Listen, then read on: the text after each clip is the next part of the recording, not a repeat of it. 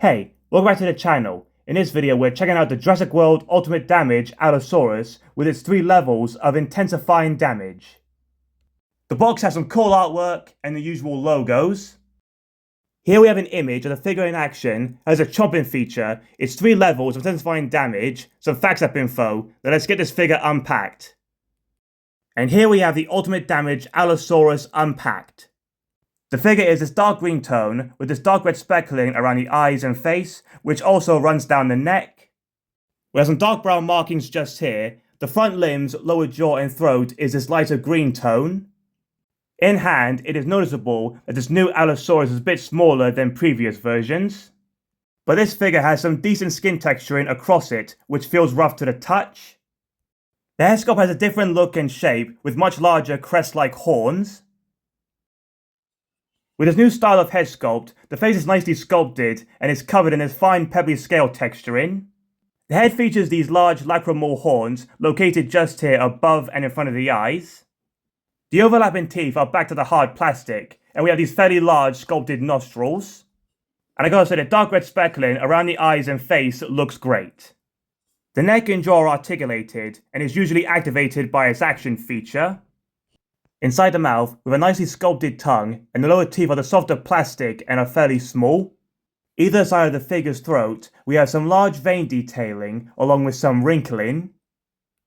And this detailing actually blends in with the lower jaw. We have a row of small spikes running down the neck, along with various sized osteoderms.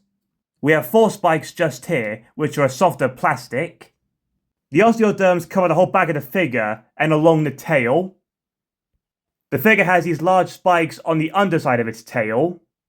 The tail is also articulated. It can spin all the way around just like this. Moving down to the figure's large rear leg, it has various sized scales and some osteoderms and these huge scars. We have quite a mix of texturing on its leg, and we also have an articulation point just here. We have the usual articulation in the rear legs. They move forward and backward just like this. The body has some fine rib detailing and skin folds. The arms are nice and muscular and are textured with loads of fine scale detailing. And with the usual articulation, they can move backwards and forward just like this. The detailing in the hands look pretty good, and the claws would have looked great with a contrasting colour scheme. Checking out this side of the figure, we have even more scarring, like here on the leg. Moving back along its tail, we have some just here. It's pretty cool that they varied the scarring across the figure, and we have some more just here. I gotta say, the flash of red on its face and neck really stands out. And here we have the FACSAP code. Now let's crack on and get him scanned in. Here he is scanned in. Here's the front of him. Side, back, other side. Here's the info. So how tall he is, dies meat, weighs 2 cows, origins America and Europe. Here's the figure's chomping feature. You press this button, the neck moves down, the mouth opens up, and activates its roaring effects.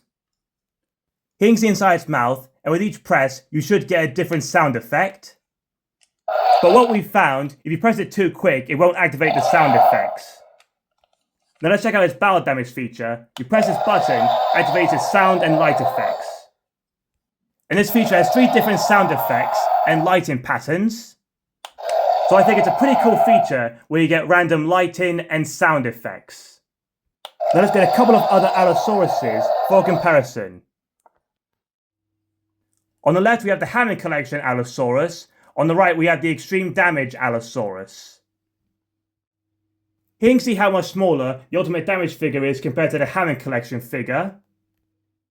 Here you can see the different style of head sculpts. The Hammond Collection figure has a much longer face.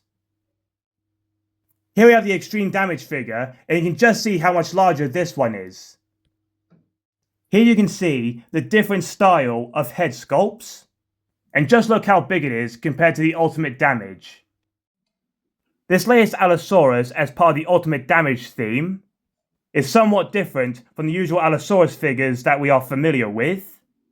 This is due to it being a bit smaller with a different style of head and bony crest. I'm not sure why they decided to remove the soft plastic teeth from the upper jaw and gone back to the hard plastic teeth. As to me, this seems to be a step backwards. The action features and the sculpt detailing on this figure is pretty good. Hope you enjoyed this video, thanks for watching.